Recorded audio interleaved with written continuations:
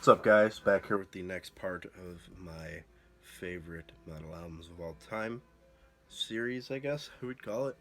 Um, we have number 20 through 11 here, and I just filmed the other one. We are listening to Goat Moon's album Stella Polaris on LP. Great record. No Goat Moon on the list, even though it was definitely considered, which would have been Voita Valhalla. But that would probably be in the top 50. But I'm not doing top 50 because fuck that. This is hard enough. Let's cut into it. Number 20, Slaughter of the Soul by At the Gates. One of my favorite death metal albums ever. This is catchy. This is melodic.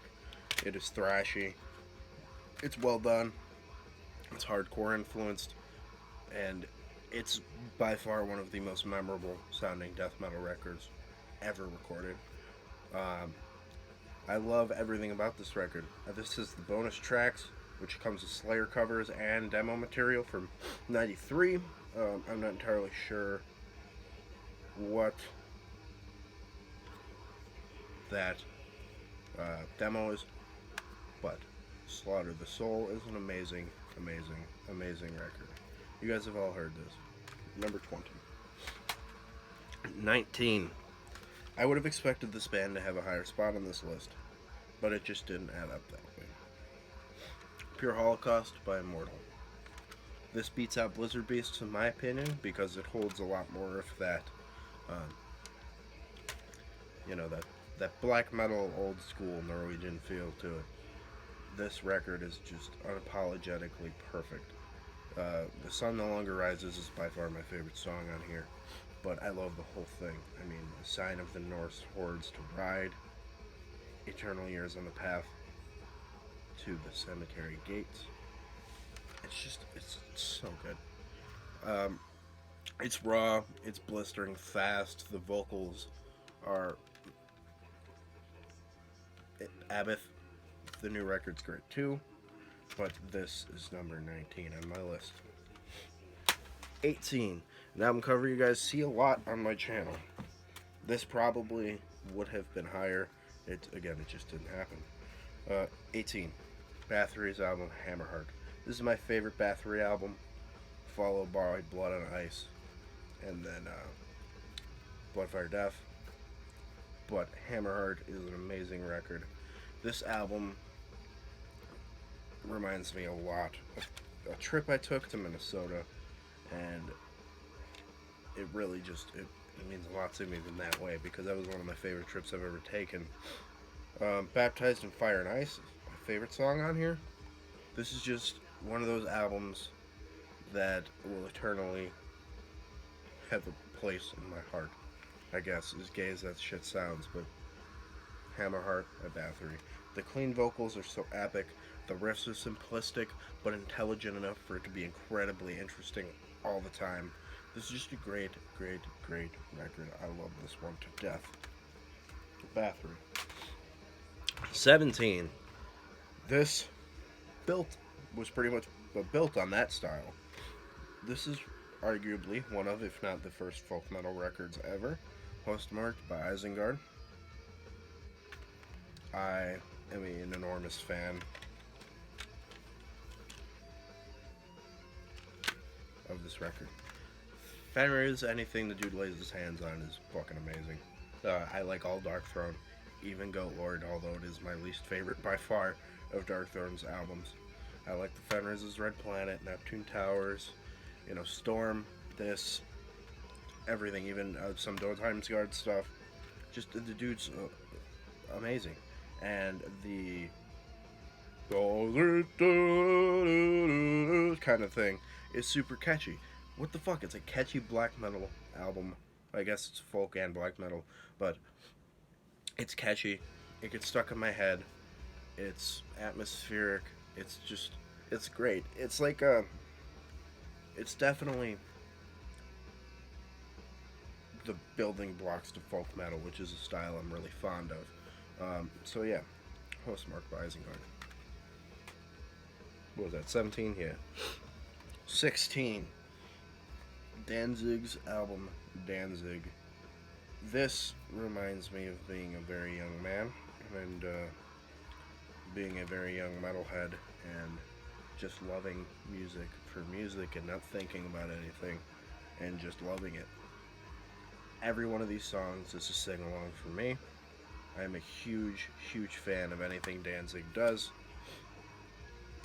In the 80s at least, in the 90s a little bit. Some of it was fucking awful. But yeah, this is just great. The song Soul on Fire was like a daily song for me for a number of years, especially in high school. And this album reminds me of being in high school, really young, probably freshman year, and even 8th grade and middle school. I love this kind of stuff.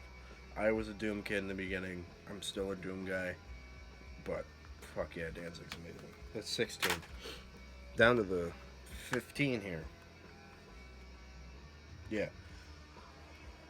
It was a toss up between this and the New Order, but this is Practice What You Preach by Testament. I chose this just because it is a bit more diverse than the New Order. Amazing, amazing record. This has the ballad on it, which is like an acoustic power ballad type thing, which is definitely a victim of the times. I mean, 1989, Thrasher's on its way out, shithole grunge was on its way in, and people were just getting into that. People would listen to Motley Crue. I don't know when the fuck any Motley Crue shit came out. I have a couple of their albums, but I could give a fuck, to tell you the truth. Thrash at its almost finest here. This is just such a good fucking record. It's hard to describe. You guys know what thrash sounds like. You guys know what Testament sounds like. What can I say? Testament, number 15, Practice What You Preach. 14. Would have expected this to be in the top 10, but it didn't make the cut. Don't Break the Oath by Mercyful Fate. One of, if not my favorite metal vocalist of all time, right there, King Diamond. And this is better than Melissa for me. The songwriting is more well done. It's more intelligent. It's less childish. It's just a great record, man. Nightmare, Gypsy. Gypsy's probably my favorite Merciful Fate song in general. Oh man, it's just it's perfection. You guys have all heard this. What can I say that hasn't been already said 1,000 times about this record? Seriously. It creates such a great atmosphere. This is also in my like Halloween playlists that I was just mentioning with stuff like Acid Witch, Mortician, The Misfits, Merciful Fate, and King Diamond are also in that area. It creates such a good atmosphere, and it just makes me long for the fall, which is on its way here in the Midwest. Merciful Fate is at number 14. Number 13. An album that I didn't think was going to rank so high, but the more I thought about it, I couldn't lower it a fucking spot. This is Among the Living by Anthrax. I fucking adore the first 3 Anthrax records. This one specifically is the apex of Anthrax for me. This has so many memories with this album. It's fucking unreal. This was a constant thing. I've listened to this album probably well over 100, 150 times all the way through, and I love this fucking record. I am a huge Anthrax fan. The more that I think about it, the more they would be in my favorite thrash bands ever, even though I only like a couple of their records, and it's just because that material is so strong, it's hard to not love. This shit, just every time I put this on, it makes me smile, and it reminds me of being younger, and the songs are so good. It's fun. It makes me, when you're a fucking little kid that's into metal, you get into thrash first usually, but I was a Doom kid, and then I got into thrash, which was a weird jump. It reminds me of fucking hanging out in my buddy's basement, being 14, and just fucking playing music, and having a 7-person mosh pit in the fucking basement, then breaking the drywall, getting fucking screamed at. It reminds me of being a dumbass kid.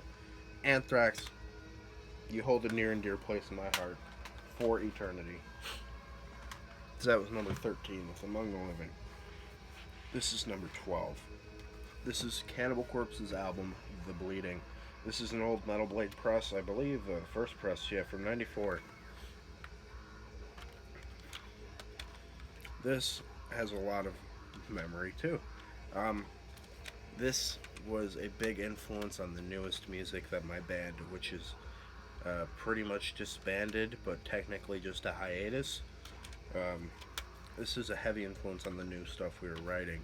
If you heard my band's first record, it's pretty much a black thrash record with little sprinklings of death metal, and it was just starting to gravitate more towards death metal with black metal sprinkled over it.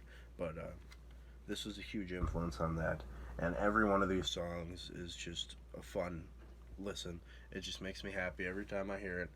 This album's over, but yeah, this shit just makes me smile every single fucking time. Most of these songs were on like my vocal warm-up playlist when I was doing more metal vocals than I do now. I always had, Fuck to the Knife on there, Stripped, Ripped, and Strangled, obviously, The Pickaxe Murders, Force Fed Broken Glass.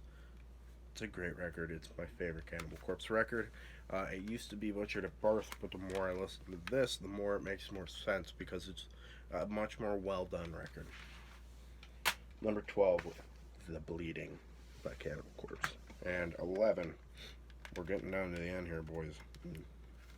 Oh, man. This is my favorite Dark Throne album. Like I said, I like all of their shit, but this is the best. Panzerfaust. Fuck. God, this is so good. The Hordes of Nebula is my favorite Dark Throne track ever.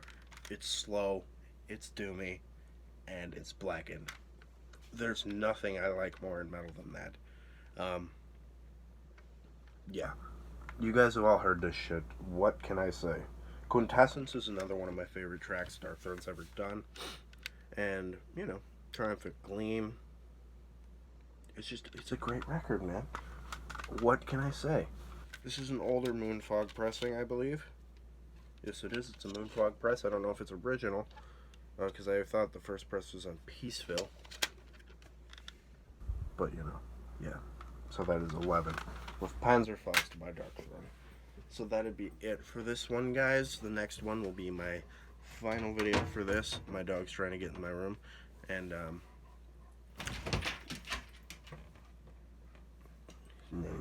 but yeah, it'll be my top 10. So I hope you guys enjoyed the video. Keep it greasy. See you next time.